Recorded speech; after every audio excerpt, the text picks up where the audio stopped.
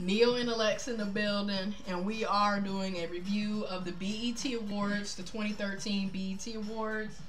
Me personally, it was pretty well. It was pretty good. You know, they have the rumor of being the EBT Awards because normally it's ratchet and people are a little too turned up, as Kevin Hart was clearly. But I say it was still a good show. It was good to see that Miguel didn't. Oh, that was Indiana. It was good to see that Miguel didn't jump over someone and crotch hit him. But how did you think the awards went? I thought it was a pretty good show. I missed so much of it because we had to go out and get food for my mother, who mistakenly called Bobby Brown Bobby Blue Bland. Rest in peace. You have to go and get food for me. Anyways, I think that the key performances that I really enjoyed. J. Cole had a great performance. Kendrick Lamar had a great performance. It's nice to hear real rappers when they really are talking about something and not just, you know, like French Montana ignorant behind, or 2 Chainz walking around here looking like the Black Liberace / James Brown. I don't understand what he had on. Brown, you mean Whoopi Goldberg? Whoopi Goldberg. Yeah, 2 Chainz, seriously, what's going on? And then in general, 2 Chainz, A$AP Rocky or whatever, and what's that one rapper? Young Jeezy. They all had on leather. What's going on? Like, everybody wearing leather. And you know it's hot as all get out. But anyways, what did you think? Paula Patton was high. I don't know what exactly she was on, but she was definitely on something, and she need not do that anymore. Her husband, honestly, is it Robin Thicke? Robin Thicke was, he did a pretty good show. I actually thought it was a good show. I mean, of course, they had to take it back for it to be relevant. They had to go back and get old performers. But it was a good show. R. Kelly, although it was nothing but a rendition of all his hits, it was good. Right, like she just said, it just goes to show you that old music, classic music, you know, something that is actually music and not just some watered down pop music, it lasts longer and it's more efficient, you know?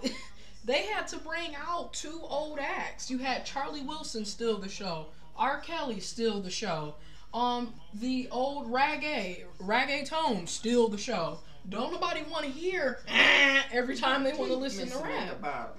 Yeah, that's 2 Chainz. 2 Chainz don't have, and even now, if he ain't wearing that leather horseback riding material outfit, he got on some type of space action hat.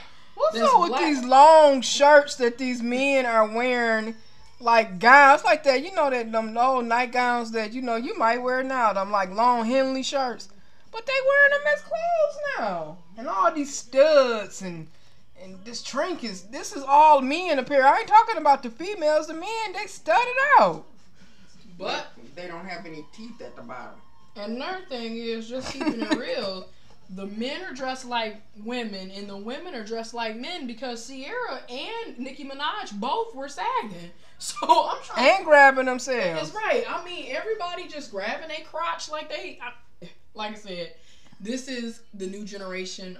Because I mean, Quiet as It's Kept. Everybody mixed up. Seriously. Well, you know, Quiet as It's Kept, the whole gender roles itself was a social construction. It wasn't natural.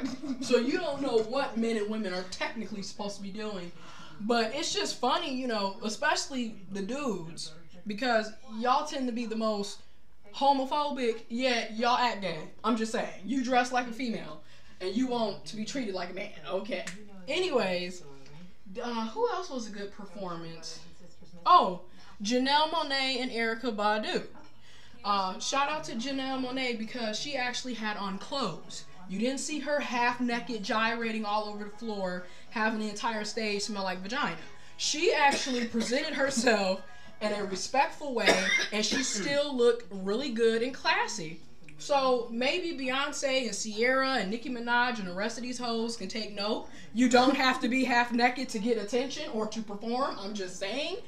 Erykah Badu, even though I don't really know, were you trying to do the Michael Jackson with the gold Brace or whatever and the random poodle that came on the stage, but she did her thing too. Any other comments? And that's pretty much it. I think we've covered everything. Now the Hip Hop Awards. Right. Now for some more coonery, ratchetness, EBT style. But overall, I would give the show a 7 out of 10, 8 out of 10. I thought it was pretty well. Chris Tucker did his thing, you know, hosting it, but there was a lot of dry moments because nothing was really prepared. I mean, he had to wait in between acts, either because they weren't quick enough preparing for the act or getting ready. So he was telling some dry jokes that just wasn't that funny. But he did, you know, hold it down and keep it going. But as they say, their theme for the night was anything could happen. So I just didn't think it was that great at all. I mean, why didn't you think it was good? First of all, you got this super hyperactive Kevin Hart who cannot sit still. He's just like a jumping bean. And Chris Tucker.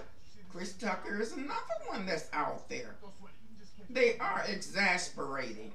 And all of them owe the IRS. I mean, it just seems like everyone that was coming on stage had some type of tax evasion coming down on them. Also, big shout out to Dwayne Wade.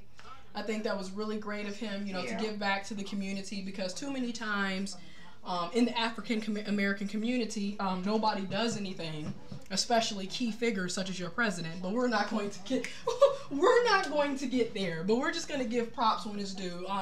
Big ups to him, and also I'm happy for him and Gabrielle Union. Okay, get off the president. Okay.